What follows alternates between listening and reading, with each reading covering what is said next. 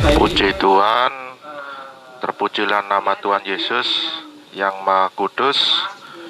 Biarlah tepat saat ini Tuhan memberikan suatu hikmat bagi para peterbat di sini. Biarlah jika ada orang Muslim yang mau berdebat dengan saya persilakan. Mungkin ada orang Muslim yang akan berdebat dengan saya. Baik, saudara, assalam ya, namanya yang sangat bagus, nama yang saya sangat suka. Assalam itu artinya keselamatan, ya kan? Dan itu adalah asal kata daripada agama Islam. Saya ada materi. Mudah-mudahan materi ini bisa kita diskusikan dengan baik, di mana materi ini mengangkat tema tentang pribadi Yesus yang adalah merupakan orang terdekatnya Allah, atau disebut dengan anak Allah. Di dalam Matius 4 ayat 6, Lukas 4 ayat 10 dan ayat 11, jelas di sana ketika Yesus dicobai oleh iblis itu mengatakan, jikalau engkau adalah anak Allah, wahai Yesus, jatuhkanlah dirimu ke bawah, sebab ada tertulis mengenai engkau, bahwa Bapa akan memerintahkan malaikat-malaikatnya, dan mereka akan dan malaikat itu akan menatang engkau di atas tangannya, supaya kakimu jangan terantuk kepada batu. Kata iblis ini, jika engkau adalah anak Allah, maka ada tertulis. Nah, pertanyaan saya adalah, tertulis di manakah itu? Silakan. Baik, terima kasih untuk Pak Zulkifli. Ayat itu tertulis di Mazmur 91 ayat 11. Sebab malaikat-malaikatnya akan diperintahkan kepadamu untuk menjaga engkau di segala jalanmu. Mereka akan menantang engkau di atas tangannya, supaya kakimu jangan terantuk kepada batu.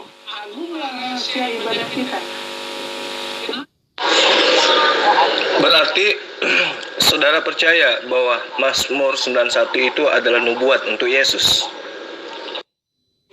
Baik, ayat itu tidak menunjukkan sebagai kata nubuat, Pak. Masa sih? Ayat itu kan menerangkan bahwa ada tertulis, jika benar engkau adalah anak Allah, maka Allah akan mengirim malaikat untuk menatang kamu di tangannya agar kakimu tidak terantuk kepada batu. Nah, pertanyaannya, apakah Anda percaya bahwa itu nubuat untuk Yesus? Anda katakan itu bukan nubuat. Kalau bukan nubuat, lalu kenapa kemudian tertulis di Mazmur 91 ayat yang Anda maksud? Lalu kemudian juga tertuang di dalam Matius dan juga Lukas. Itu berarti nubuat. Itu jelas nubuat, ya kan? Karena di dalam Mazmur 91 ayat 12, ayat 11, sebab malaikatnya akan diperintahkannya kepadamu untuk menjaga engkau di segala jalanmu. Mereka akan menatang engkau di atas tangannya, supaya kakimu jangan terantuk kepada batu. Nah, di dalam Matius 4 ayat 6, ketika Yesus dicobai oleh iblis itu mengatakan, jika engkau adalah anak Allah, jika engkau adalah anak Allah, maka jatuhkanlah dirimu ke bawah, sebab ada tertulis tentang anak Allah, bahwa Allah akan memerintahkan malaikat-malaikatnya, dan mereka akan menatang engkau di atas tangannya, supaya kakimu jangan terantuk kepada batu. Pertanyaan saya kemudian, apakah Anda percaya bahwa Yesus itu adalah anak Allah? Bisa dijelaskan, Pak, mengapa hadis-hadis oleh umat Muslim itu ada yang disebut tidak sah? Mungkin Pak Zulkifli yang paham Al-Quran mungkin bisa menjelaskan. Baik. yang dimaksud daripada hadits itu adalah perbuatan, perkataan, dan ketetapan Muhammad sallallahu alaihi wasallam. Nah, bercerita tentang Muhammad sallallahu alaihi wasallam berarti kita bercerita tentang oknum yang hidup 1400 tahun silam. Bagaimana kemudian kedudukan tentang pewartaan atau tentang informasi yang kita dengarkan di tahun 2020 ini, yang bisa kita percayai bahwa itu adalah betul-betul bersumber daripada ketetapan, keputusan, perkataan, perbuatan Rasulullah Muhammad sallallahu alaihi wasallam. Jadi saya akan menjawabnya secara analisa sederhana. Ketika ada seseorang yang mengatakan bahwa Rasulullah Muhammad sallallahu alaihi wasallam pernah berkata kepada Umar bin Khattab, disaksikan oleh Anas, lalu kemudian disampaikan kembali kepada Sa'id misalnya. Apa kata Rasulullah? Wahai Sa'id, jika kamu ingin mandi agar mandimu itu dihukum tahir di hadapan Allah, maka mandilah dengan menggunakan sampo sangsil. Hadis riwayat Bukhari dan Muslim. Nah, ketika ada pemberitaan seperti itu mengatasnamakan Rasulullah Muhammad sallallahu alaihi wasallam, maka tugas daripada umat Islam itu adalah mengkaji alur penyampaian daripada pemberitaan ini. Benarkah Rasulullah pernah mengucapkan kalimat tersebut, di mana kalimat itu dinisbahkan kepada beliau, di mana beliau mengatakan, tiada kemilau seindah sangsil, maka silakan engkau mandi agar kamu menjadi tahir di hadapan Allah. Apakah 1400 tahun silam sudah ada merek sangsil? Itu sudah membuktikan bahwa catatan ini, riwayat ini adalah riwayat cacat. Maka disebutlah sebagai hadis dhaif atau hadis maudhu. Nah, itulah yang dimaksud dengan tangga-tangga daripada pemberitaan hadis. Maka disebutlah hukum-hukum sanad, atau kalau orang mengkaji tentang ulumul hadis, maka ada yang disebut kritikal sanad. Siapa penyampai-penyampai daripada berita tersebut? Siapa yang bertemu langsung kepada Rasulullah? Dan siapa yang menyampaikan kemudian kepada perawi ataupun periwayah, dan kemudian apa ya isi daripada riwayat tersebut. Jadi ada 3 komponen yang harus dipahami di sini, saudara. Yang pertama adalah penyampai berita, yang kedua adalah periwayat, kemudian apa yang diriwayatkan. Nah, mungkin dari gambaran ini Anda sudah paham kenapa di mata umat Islam itu tidak mudah direcoki dengan hadis-hadis buatan orientalis. Karena di dalam pengajaran umat Islam, kaitannya dengan hadis, ada yang disebut dengan ilmu matan, ada yang disebut dengan ilmu sanad, ada yang disebut dengan asbabul wurud, dan seterusnya. Jadi Anda tidak, jadi orang-orang yang membenci Islam dengan mengarang-arang cerita, lalu kemudian menisbahkan kepada Rasulullah, itu tidak semudah itu bisa dipercaya. Itulah sebabnya kenapa kemudian ada yang disebut hadis sahih, hadis maudhu, hadis dhaif, dan seterusnya. Nah, saya sudah jawab. Sekarang giliran Anda menjawab. Apakah kemudian Anda percaya bahwa Mazmur 91 itu bercerita tentang Yesus? Silakan. Yesus tidak menuruti kata iblis. Meskipun iblis menggunakan ayat-ayat itu seperti Bapak tadi. Makanya tidak beda antara Anda dengan iblis karena menggunakan ayat kata-kata itu. Mengapa kalau engkau Allah kok tidak menjatuhkan diri aja? Kan malaikat bisa menentengnya. Nah, itu seperti dengan kata-kata iblis, Pak. Anda menantang Yesus karena Anda tidak percaya dengan Yesus, tidak percaya dengan kekuasaan Yesus. Seperti itulah yang dimaksudkan di ayat Matius itu. Harap Pak Zulkifli mengerti. Jadi gini,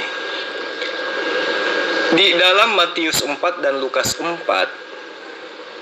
khusus pada Matius 4 ayat 6, iblis itu mencobai Yesus. Yesus ingin membuktikan, benarkah Yesus itu adalah anak Allah? Satu poin ini dulu yang perlu Anda pahami, benarkah Yesus itu adalah anak Allah? Jika benar Yesus itu adalah anak Allah, maka ada tertulis dan terbukti memang ada tertulis tentang anak Allah. Apa itu? Jika engkau adalah anak Allah, maka jatuhkanlah dirimu dari sini ke bawah. Sebab ada tertulis, jika benar engkau adalah anak Allah, maka Allah akan mengirim malaikatnya untuk menatang engkau di tangannya, agar kakimu tidak terantuk kepada batu. Anda sudah mengiyakan, ada tertulis, berarti iblis tidak berbohong. Yang tertulis kemudian itu tertera di dalam Mazmur 91. Isi dari muatan daripada apa yang tertulis itu adalah bercerita tentang anak Allah. Nah, sekarang pertanyaannya adalah, apakah Anda percaya Yesus itu adalah anak Allah? Sudah saya jawab tadi, Pak, bahwa apa yang dikisahkan di Matius tadi itu lebih mirip dengan Anda yang tidak percaya kepada Yesus. Jadi ini disimpulkan menggambarkan sosok Anda yang tidak percaya pada Yesus, seperti iblis tadi itu. Kelihatannya saudara ini tidak nyambung. Saya percaya Yesus, Dia itu adalah utusan Allah. Benar kan? Iya, benar. Yesus itu adalah utusan Allah. Saya percaya.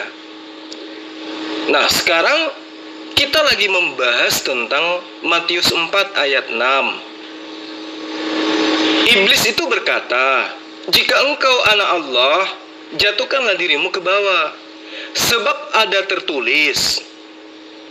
Nah, benar, ada tertulis. Iblis ini tidak berbohong. Tertulis di Mazmur 91 ayat 11 sampai ayat 12. Tentang indikasi anak Allah itu, bahwa anak Allah itu tidak akan kena musibah. Anak Allah itu tidak akan kena daripada malapetaka, apalagi dibunuh. Itu kalau Bapak percaya ayat ini ada tertulis mengenai engkau. Nah, apakah Bapak percaya bahwa Mazmur 91 ayat 11 sampai ayat 12 itu, atau satu perikop ayat Mazmur 91 itu adalah bercerita tentang anak Allah, yaitu Yesus? Apakah Bapak percaya? Atau Bapak tidak percaya, atau saudara tidak percaya tentang apa yang tertuang di dalam Mazmur 91 itu? Coba deh. Jadi Bapak jangan menyerang saya. Kita bahas tentang dalil ini. Matius 4 ayat 6, Lukas 4 ayat 10. Kenapa? Karena pembuktian daripada Mazmur 91 itu jelas. Di ayat selanjutnya, Matius 4 ayat 11 kalau saya tidak keliru, di situ dikatakan, lalu iblis meninggalkan Yesus, dan lihatlah malaikat-malaikat Allah datang melayani Yesus.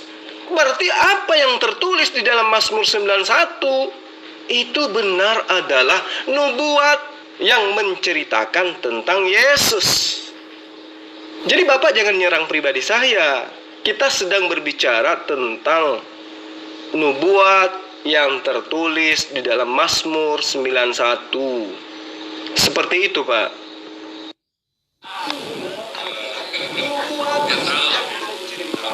Pak Zulkifli, kalau Anda percaya pada Yesus, harusnya Anda bersyahadat ulang bahwa Anda percaya pada Isa atau Yesus di dalam syahadatnya. Harusnya kan itu.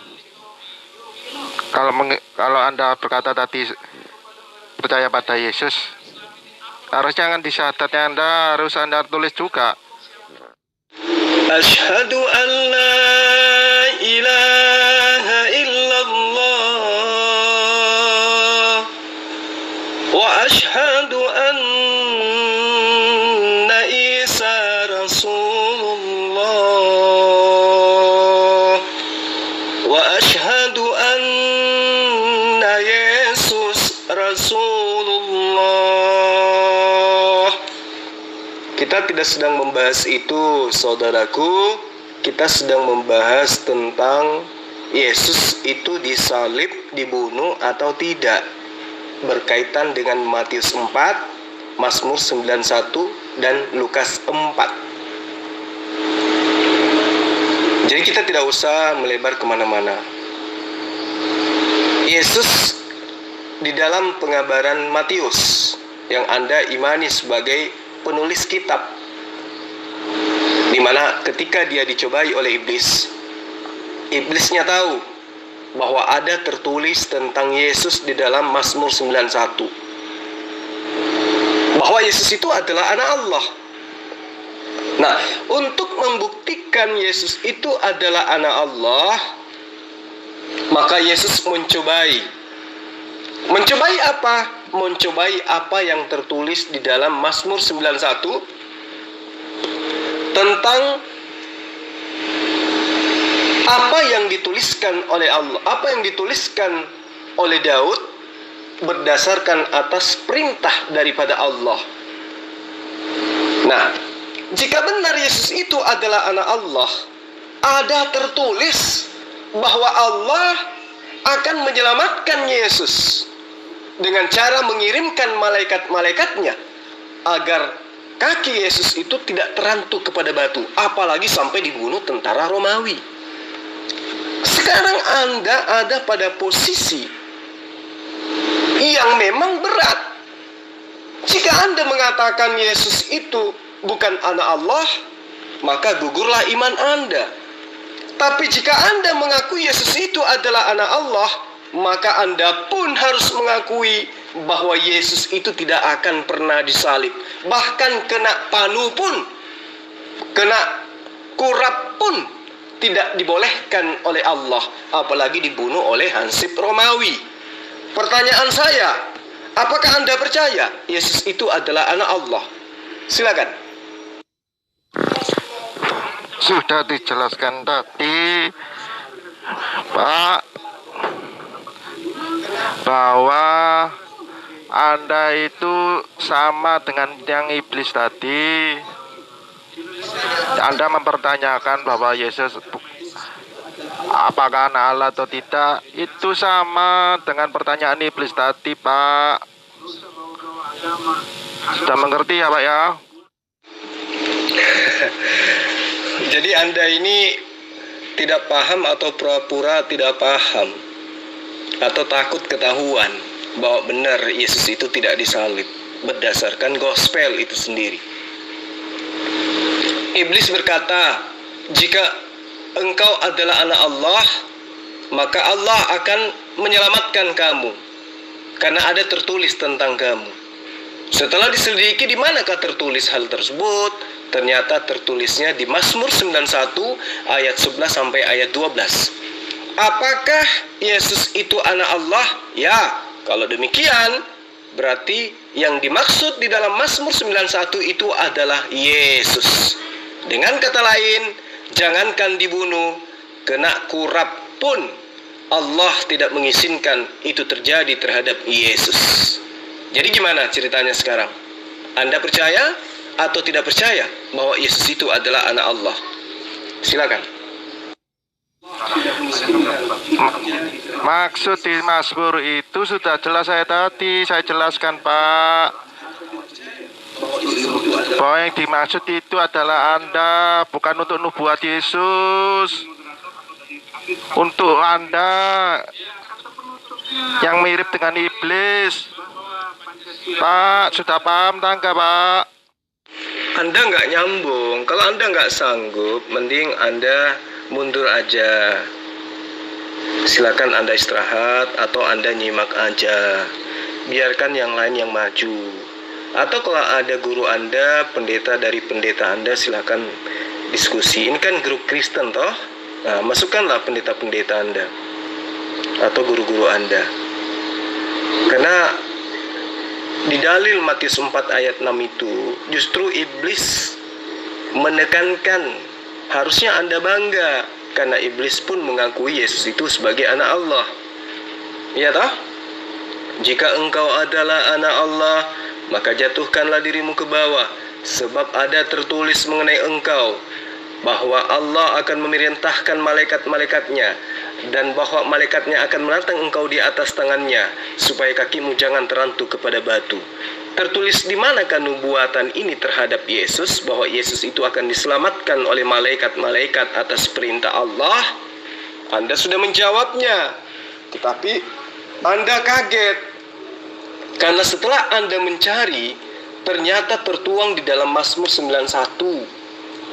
Nah, kalau demikian, bahwa yang tertuang di dalam Mazmur 91 itu adalah nubuat tentang Yesus, maka itu menjawab total kebenaran Al-Quran yang mengatakan Yesus itu tidak disalib.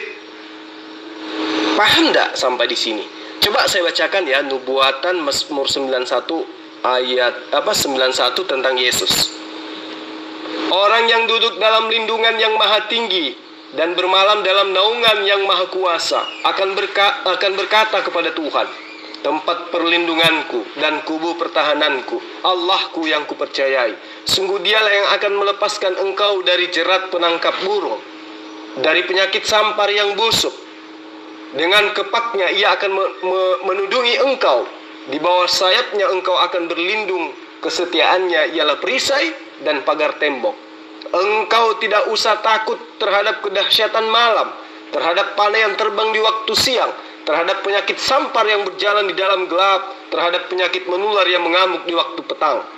Walau 1000 orang rebah di sisimu dan 10.000 di sebelah kananmu, tetapi itu tidak akan menimpahmu. Engkau hanya menonton dengan matamu sendiri dan melihat pembalasan terhadap orang-orang fasik.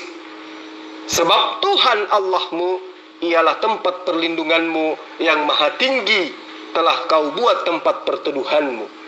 Malapetaka tidak akan menimpa kamu, Yesus, dan tulah tidak akan mendekati pada kemahmu, wahai Yesus.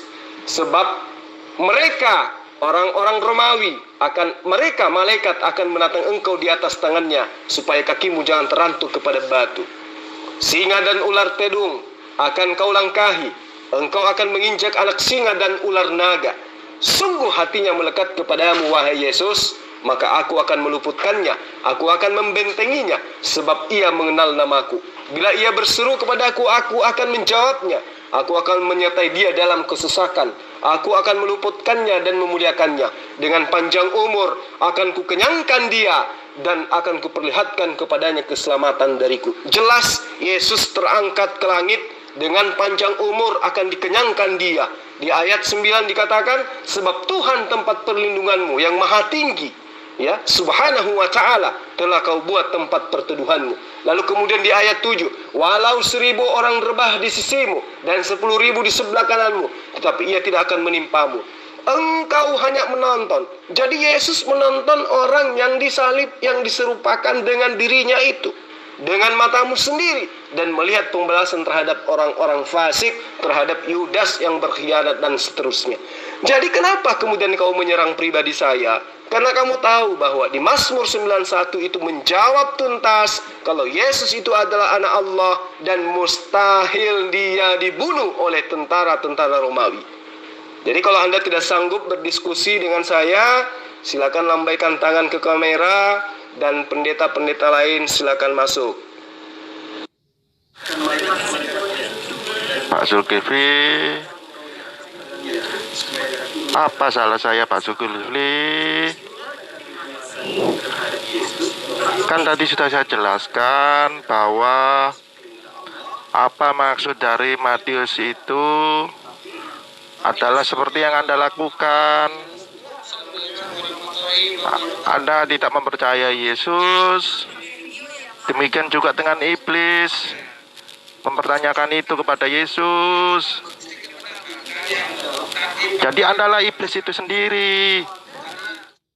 Ini saya bukan mempertanyakan kepada Yesus, saya mempertanyakan kepada Anda yang menuhankan Yesus, di mana itu tidak pernah diajarkan oleh Yesus.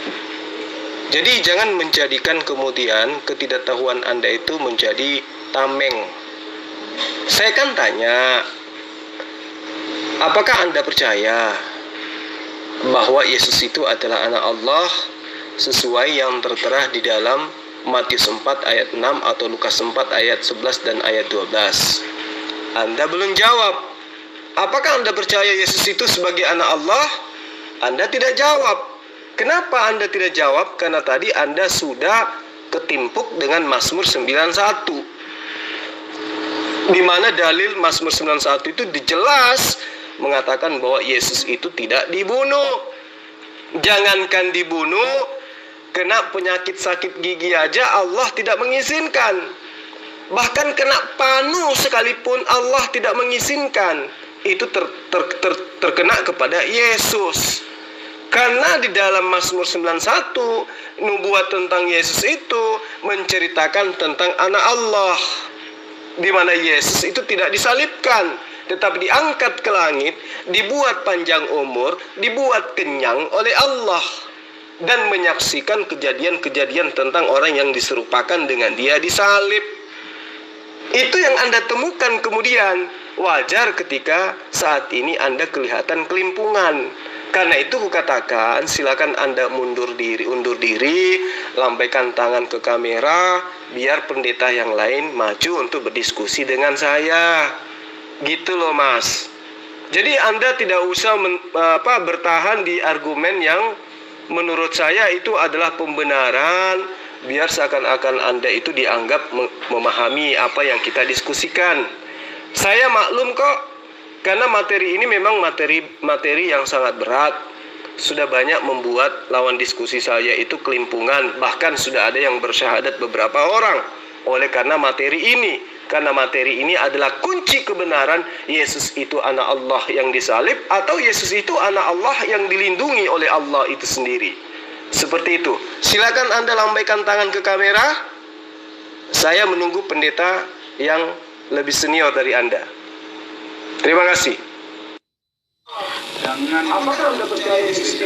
Inilah ayat untuk Anda Pak Yusul Kifli. Waspadalah terhadap nabi-nabi palsu yang datang kepadamu dengan menyamar seperti domba, tetapi sesungguhnya mereka adalah serigala yang buas, dan buahnya lah kamu akan mengenal mereka. Dapatkah orang memetik buah anggur dari semak duri, atau buah ara dari rumput duri? Demikianlah setiap pohon yang baik menghasilkan buah yang baik, sedang pohon yang tidak baik menghasilkan buah yang tidak baik. Tidak mungkin pohon yang baik itu menghasilkan buah yang baik tidak baik, ataupun pohon yang tidak baik itu menghasilkan buah yang baik. Dari setiap pohon yang tidak menghasilkan buah yang baik pasti akan ditebang dan dibuang ke dalam api. Itulah telah Pak Zulkifli, bahwa Anda yang menolak akan Yesus, halnya sama dengan iblis tadi yang mencobai Yesus tadi. Ingatlah. Sekarang Anda menuduh saya dengan tuduhan bahwa saya itu adalah nabi palsu berdasarkan Matius 7 ayat 15 dan seterusnya. Harusnya Anda malu membacakan dalil itu, karena dalil itu merujuk kepada Kristen. Kenapa saya katakan merujuk kepada Kristen? Pernyataan kalau itu adalah pernyataan Yesus, jelas kok. Waspadalah terhadap nabi-nabi palsu yang datang kepadamu menyamar seperti domba. Nah sekarang nabi mana yang datang kepada murid Yesus dan menyamar seperti domba? Apakah saya pernah bertemu dengan murid Yesus? Tidak. Karena pernyataan ini ditujukan kepada murid-murid Yesus kala itu. Waspadalah terhadap pengajar-pengajar palsu atau pemimpi-pemimpi palsu. Itu dalam terjemahan lama. Yang datang kepadamu, yang datang kepada murid Yesus maksudnya, bukan kepada Kristen. Dengan menyamar seperti domba, maksudnya menyamar seperti Bani Israel, menyamar seperti pengikut Torah, tetapi sesungguhnya mereka adalah serigala yang buas. Nah, serigala itu kan lambang Roma. Domba itu Bani Israel. Islam mana ada pernah menyamar sebagai Yahudi. Yang ada santer terdengar adalah Kristen menyamar sebagai Yahudi rohani. Jadi harusnya Anda malu untuk mengatakan ini, membacakan dalil ini. Di ayat 16-nya jelas dikatakan, dari buahnya lah kamu akan mengenal mereka. Apa buah itu? Ya pengajaran, amalan, perbuatan, cara hidup, pola pikir, karakter. Bagaimana dengan Kristen? Lihat coba, menyembah kepada manusia. Itu ajaran siapa? Tidak bersunat, itu ajaran siapa? Ibadah hari Minggu, itu ajaran siapa? Jadi dari buahnya itulah kita kenal tentang serigala yang menyamar menjadi seakan-akan seperti orang Yahudi. Islam tidak pernah menyamar menjadi Bani Israel, tidak. Islam itu Bani Ismail. Hanya Kristen yang menyamar menjadi Bani Ishak atau Bani Israel. Lalu kemudian Anda coba perhatikan di ayat 20. Dari buahnya lah kamu akan mengenal mereka. Apa buahnya yang paling terang di situ adalah mereka yang berseru kepada Yesus, Tuhan, Tuhan. Siapa yang berseru kepada Yesus dengan panggilan Tuhan? Islam atau Kristen? Harusnya Anda itu malu. Bukan setiap orang yang berseru kepadaku. Ini di ayat 21-nya ya. Kalau saya tidak salah, coba dilihat di kitab Anda. Bukan setiap orang yang berseru kepadaku, Tuhan, Tuhan. Jadi yang berseru kepada Yesus itu Tuhan, Tuhan itu bukan Islam tapi Kristen. Dan orang-orang ini tidak akan masuk ke dalam kerajaan Allah atau tidak akan masuk ke dalam kerajaan surga, melainkan mereka yang melakukan kehendak Bapaknya Yesus yang ada di surga. Sekarang pertanyaannya, atas kehendak siapa Kristen menyembah Yesus? Atas kehendak Allah? Bukan. Atas kehendak Bapa? Bukan. Atas kehendak Yesus? Bukan juga. Atas kehendak siapa Kristen makan babi? Atas kehendak Bapa? Bukan. Atas kehendak Yesus? Bukan. Tapi atas kehendak siapa? Atas kehendak Paulus yang menyamar menjadi murid Yesus. Maksudnya menyamar menjadi domba. Atas kehendak siapa Kristen tidak sunat? Bapa? Bukan. Yesus? Bukan. Tapi siapa? Paulus yang menyamar menjadi pengikut Yesus. Padahal dia adalah serigala. Orang Roma yang dititip, agennya Roma yang dititip mempusi masuk ke dalam pengajaran Yesus. Masuk ke dalam tubuh pengajaran Yesus. Di ayat 22-nya, pada hari terakhir banyak orang yang berseru kepadaku, Tuhan, Tuhan, bukankah kami bernubuat demi namamu? Nah sekarang siapa yang bernubuat demi nama Yesus? Siapa yang mengusir setan dengan nama Yesus? Siapa yang mengadakan mukjizat dengan menggunakan nama Yesus? Islam atau Kristen? Itu di ayat 22-nya. Pada hari terakhir banyak orang berseru kepadaku, Tuhan, Tuhan, bukankah kami bernubuat demi namamu dan mengusir setan demi namamu dan mengadakan mukjizat demi namamu juga?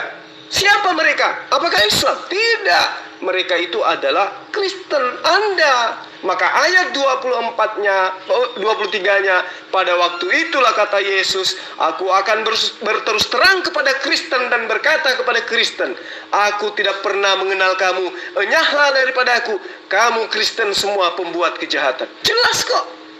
Jadi kalau Anda ingin lari dari materi Lukas 4, Matius 4, tentang anak Yesus dan itu kebenaran Al-Quran bahwa Yesus tidak disalib, maka Anda belajar dulu. Ya, Anda belajar dulu. Atau Anda lambaikan tangan aja, suruh senior-senior Anda hadapi saya. Saya kasihan sama Anda.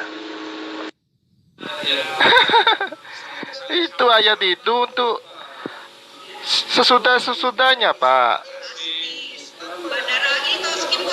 Jadi harusnya Bapak sendiri itu sadar dan mengerti. Oke, saudara Assalam ya, atau siapa namanya nih, Ibrahim Moses. Kita sudahi aja ya, karena saya melihat Anda tidak menguasai materi. Saya berharap Anda belajar lagi. Mudah-mudahan ke depannya Anda bisa menjadi seorang pendeta yang baik atau pastor yang berilmu, yang berkelas ya. Karena sangat disayangkan kalau Anda ada di grup ini tapi Anda tidak ada pemahaman yang mendalam terhadap kitab Anda sendiri. Salam satu Tuhan dari saya, Zulkifli M. Abbas. Mudah-mudahan ke depannya Anda sudah bisa memberikan sedikit penjelasan-penjelasan yang ilmiah terhadap kitab Anda, karena yang saya lihat Anda tidak memiliki ilmu sama sekali. Oke, silakan para pendeta atau pastor yang lain, jika berkenan, saya masih ada waktu sedikit. Silakan. Saya tanya untuk Pak Zulkifli, siapa yang belakangan itu? Yang muncul belakangan siapa? Jadi ayat itu menuju yang belakangan, Pak. Ya. Jadi nabi-nabi yang mengaku-ngaku itu yang disebutkan, yang dimaksudkan di ayat itu. Waspadalah terhadap nabi-nabi palsu. Oh tidak, itu diperuntukkan kepada orang yang datang kepada murid Yesus. Siapa yang datang kepada murid Yesus? Waspadalah terhadap nabi-nabi palsu. Apa yang dimaksud oleh nabi? Nabi di sini maksudnya adalah orang yang mengaku menerima wahyu, menerima ilham dari malaikat atau Roh Kudus.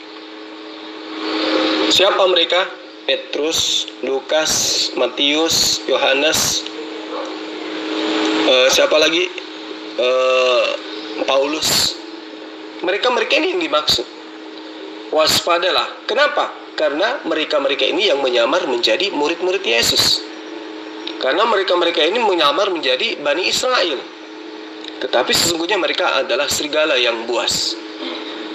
Apa serigala itu? Agen-agen Roma. Kenapa dikatakan waspadalah terhadap pengajar-pengajar palsu yang datang kepadamu dengan menyamar seperti domba. Yang datang kepadamu, maksudnya Yesus di sini sedang berbicara dengan murid-muridnya, bukan kepada orang yang ada saat sekarang. Ini bercerita tentang masalah Yesus lagi bercakap-cakap dengan murid-muridnya. Itu yang perlu Anda pahami dengan baik. Ya, pahami dengan baik. Matius 7 ini adalah nasihat Yesus terhadap murid-muridnya. Coba Anda lihat di ayat 28-nya. Dan setelah Yesus mengakhiri perkataan ini, takjublah orang banyak itu mendengarkan pengajarannya. Yesus sedang mengajar. Di dalam ayat di ayat terakhirnya dikatakan, sebab Yesus mengajar mereka sebagai orang yang berkuasa, tidak seperti ahli-ahli Taurat mereka. Jadi itu yang perlu Anda pahami. Yesus sedang mengajarkan sesuatu kepada murid-muridnya tentang akan adanya pengajar-pengajar palsu yang datang kepada mereka menyamar menjadi murid-murid Yesus. Itu yang perlu Anda pahami. Ya, belajar lagi supaya Anda itu tidak ditampar oleh ayat kitab Anda sendiri. Karena saya sangat sayangkan kalau seorang Anda yang mengaku orang terpelajar, tapi rupa-rupanya Anda tidak memahami kitab Anda sendiri. Kasihan kan kalau seperti itu jadinya, ya. Kalau Anda memahami bahwa kitab ini adalah kitab yang kitab yang Anda harus pahami dengan menggunakan analisa sederhana, bahwa yang dimaksud daripada nabi di situ adalah pengajar atau penyampai firman. Jadi maksudnya, waspadalah terhadap penyampai-penyampai firman palsu yang datang kepadamu, ya, dalam pakaian bulu domba, tetapi di dalamnya mereka adalah serigala buas. Itu terjemahan 2008. Terjemahan 2011, waspadalah terhadap nabi-nabi palsu, karena mereka datang kepadamu dengan menyamar seperti domba, tetapi sesungguhnya mereka seperti serigala-serigala buas. Kemudian di terjemahan 2015, berjaga-jagalah tentang nabi palsu yang datang kepadamu dengan pakaian domba, tetapi sebenarnya mereka adalah serigala ganas. Terjemahan 2018, namun waspadalah terhadap nabi-nabi palsu yang datang kepadamu dengan berpakaian domba, tetapi sebenarnya mereka adalah serigala-serigala yang buas. Ya, ini yang perlu kamu paham. Kalau di terjemahan 1954 perjanjian lama, jagalah dirimu dari segala nabi palsu yang datang kepadamu dengan menyerupai diri seperti domba, tetapi di dalam hati mereka itu seperti serigala buas. Ini tertuju kepada siapa? Kepada orang-orang yang datang kemudian mengaku sebagai pengikut Yesus, padahal mereka hanya menyamar menjadi pengikut Yesus. Justru Anda yang dimaksud di sini, karena Anda bukan pengikut Yesus, tetapi Anda adalah pentuhan Yesus yang kemudian menyamar menjadi pengikut. Anda bukan pengikut, tapi Anda pentuhan, tapi pura-pura menjadi pengikut. Berarti Anda lah serigalanya, gitu loh. Ya sudah, mungkin Pak Zulkifli kurang paham apa yang saya jelaskan. Mungkin ya karena Pak Zulkifli dulu belum paham dengan Alkitab. Ya, baiklah Pak Zulkifli lebih banyak untuk belajar Alkitab dulu. Untuk salam dari saya, diberkatilah anak-anak Tuhan yang percaya pada Tuhan Yesus. Oke, iyalah Anda lebih paham gospel dari saya, ya toh? Saya nggak paham apa-apa. Silakan Anda menghibur diri. Saya hanya mendoakan mudah-mudahan akal Anda bisa berfungsi, bahwa yang dimaksud dengan nabi-nabi palsu di situ adalah mereka yang bernubuat dengan menggunakan nama Yesus, yang menyeru Tuhan kepada Yesus, yang mengusir setan demi nama Yesus, yang bermukjizat demi nama Yesus, dan seterusnya. Dan itu hanya adalah Anda dan komunitas Anda, yaitu Kristen. Islam tidak pernah menyeru Yesus sebagai Tuhan, tidak pernah bernubuat dengan nama Yesus, tidak pernah bermukjizat dengan nama Yesus, dan tidak pernah mengusir setan dengan nama Yesus. Silakan Anda berpikir, Anda yang lebih menguasai kitab Anda yang lebih paham dengan kitab Anda, dan itu hanyalah pengakuan Anda semata. Dari tadi saya katakan kepada Anda, lambaikan tangan ke kamera, karena Anda tidak memiliki pemahaman yang mendalam terhadap kitab Anda. Oke, saya akhiri. Salam satu Tuhan dari Zulkifli M. Abbas. Assalamualaikum warahmatullahi wabarakatuh.